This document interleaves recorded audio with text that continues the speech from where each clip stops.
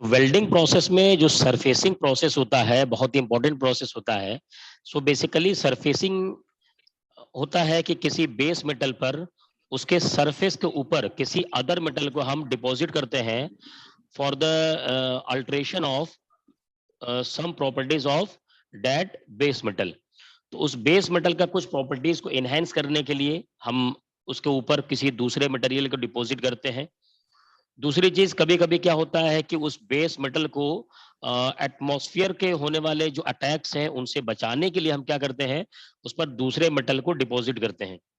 ये डिपेंड करता है कि किस टाइप के हमें किस कंडीशन में उसे यूज करना है और किस तरीके की हमें प्रॉपर्टीज को अल्टर करना है, चेंज करना है। उसके बेस पे ही क्या होता है कि सरफेसिंग अलग अलग प्रोसेस से होता है। तो सरफेसिंग जो मेनली डिवाइड किया गया है वो है facing, cladding, buildup and buttering. So surfacing is the process of depositing filler metal by arc or gas welding on a metal surface to obtain desired properties or dimensions. There are several types of surfacing such as hard facing, cladding, buildup and buttering. अब अगर बात करें first process की hard facing, तो basically जो hard facing होता है वो जो एटमॉस्फेयर की तरफ से, सराउंडिंग की तरफ से उस बेस मेटल पर जो इफेक्ट डूस होते हैं उन इफेक्ट को मिनिमाइज करने के लिए हम लोग हार्ड फेसिंग करते हैं।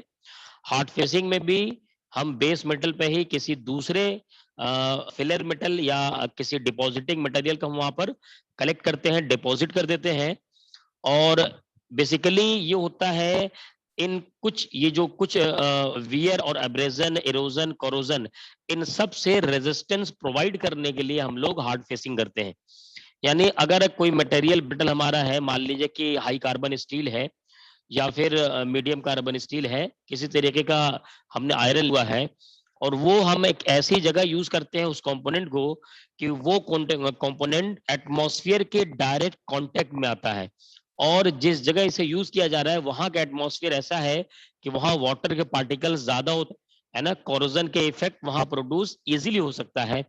तो ऐसी कंडीशन में उसकी लाइफ को इंक्रीज करने के लिए उस कंपोनेंट की, उस मटेरियल की, हम वहां पर हार्ड फेसिंग करते हैं ताकि ये जो इफेक्ट है वियर और abrasion, erosion, corrosion, impact, cavitation, heat, galling, इन सब से क्या होता है प्रोटेक्शन के लिए हम लोग हार्ड फेसिंग करते हैं। तो इतना कर लीजिए, फिर हम लोग आगे बढ़ते हैं। और so the principle of operation, यानी कि जो जो स्टेप्स इन्वॉल्व होते हैं हार्ड फेसिंग के लिए, तो first step is determine the exact composition of the base metal. जिस बेस मेटल पर हमको दूसरा मेटल की डिपोजिशन करना है, फर्स्ट ऑफ ऑल उस बेस मेटल का कंपोजिशन जानना हमें बहुत जरूरी है कि आखिर उसमें कौन से मटेरियल मिक्सअप हुए हैं। Second step is determine the end degree of wear on the base metal. यानी जो बेस मेटल है अगर उस पर वियर ऑलरेडी हो चुका है तो उस वियर को आपको आइडेंटिफाई करना जरूरी है और उसकी डिग्री भी जानना जरूरी है। डिग्री का मीन्स ये है कि किस लेवल तक का वहां पर वियर हो चुका है कि हम इतने डिपोजिशन की जरूरत पड़ेगी, इससे हमें ये पता चल जाएगा। Third step is determine the welding position of job. तो हमें जो जॉब हमारे पास है जिस पर वेल्डिंग के थ्रू हम दूसरे मेटल को डिपॉजिट करने वाले हैं उसकी पोजीशन को हमें आइडेंटिफाई करना जरूरी है और उसकी प्रॉपर पोजीशनिंग हमें कर लेनी है। Fourth point is the estimate the area that need to be hard. यानी जिस एरिया पर हमें हार्ड फेसिंग करनी है वो एरिया प्रॉपर हमें पता होना चाहिए कि इस आइडेंटिफाइड एरिया पे ही हमें हार्ड फेसिंग है। Next step is the select N appropriate hard facing alloy. तो अगर हम जो बेस मेटल है उसका कंपोजिशन जब हम डिसाइड कर लेंगे, पता कर लेंगे, आइडेंटिफाई कर लेंगे, तभी हम क्या कर सकते हैं उस पर अब हमें जो डिजायर्ड प्रॉपर्टीज चाहिए या डिजायर्ड अगर हमें जो सरफेस फिनिशिंग और डिजायर्ड डायमेंशन चाहिए उसके अकॉर्डिंग हम वहां पर हार्ड फेस एलॉय को डिसाइड करेंगे कि कौन कौन से हार्ड फेसिंग एलॉय हम यहाँ पर यूज कर सकते हैं। Next step is the select an appropriate hardening method. अब अलग अलग डिफरेंट हार्ड फेसिंग मेथड्स हैं, जैसे आप आर्क वेल्डिंग के थ्रू भी कर सकते हैं, गैस वेल्डिंग के थ्रू भी हार्ड फेसिंग कर सकते हैं। तो आपको base metal, hard facing alloy और पोजीशन और रिक्वायरमेंट, इन सब को जो है मद्देनजर रखते हुए आपको वहां पर फेसिंग मेथड को चूज करना है। Next stage, prepare the surface to be hard face. जो जिस मटेरियल पर, जिस सरफेस पर हमें हार्ड फेसिंग करना है उसको प्रिपेयर करना पड़ेगा। प्रिपेयर मीन्स उसकी प्रॉपर क्लीनिंग कर लेनी चाहिए, उसमें डस्ट पार्टिकल वगैरह हो जो वो रिमूव हो जाए, और उसके बाद जो कैविस वगैरह है वो आइडेंटिफाई हो जाए कि किस अमाउंट में हमें मटेरियल की रिक्वायरमेंट होगी। तो ये उसका हो गया preparation. Next step, the apply the hard facing alloy on the metal. तो ये जब प्रिपरेशन हो जाए उसके बाद हार्ड जो एलॉय, जिस मटेरियल का हमें डिपोजिशन करना है उस मटेरियल का डिपोजिशन वहां पर स्टार्ट कर दिया। And the last step is impart proper surface finish to the hard faced base metal components.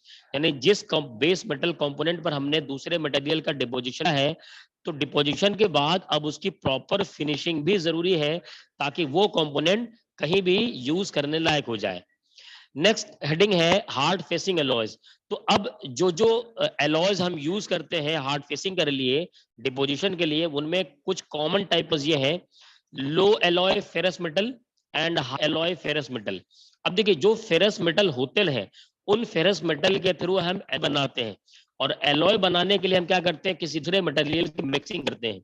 अगर वो मिक्सिंग क्या हो, वो 2 to 12% हो, अगर वो मिक्सिंग क्या हो, वो 2 से 12% के बीच में होगा, तो वो होगा यहाँ पर लो एलॉय फेरस मेटल। और यही अगर मिक्सिंग मेटल में हम एलॉय बना रहे हैं और वो है 12 to 50%, तो ये कहलाएगा high alloy ferrous metal. Next, नील बेस एलॉय हम अक्सर जनरली यूज करते हैं, कोबाल्ट बेस एलॉय यूज करते हैं, कॉपर बेस एलॉय यूज करते हैं, और सबसे ज्यादा यूज करते हैं स्टेनलेस स्टील भी, और उसके साथ साथ कार्बाइड्स भी। तो ये कुछ कॉमन के हार्ड फेसिंग एलॉयज हैं जिनका हम यूज करते हैं इसमें हार्ड फेसिंग के लिए।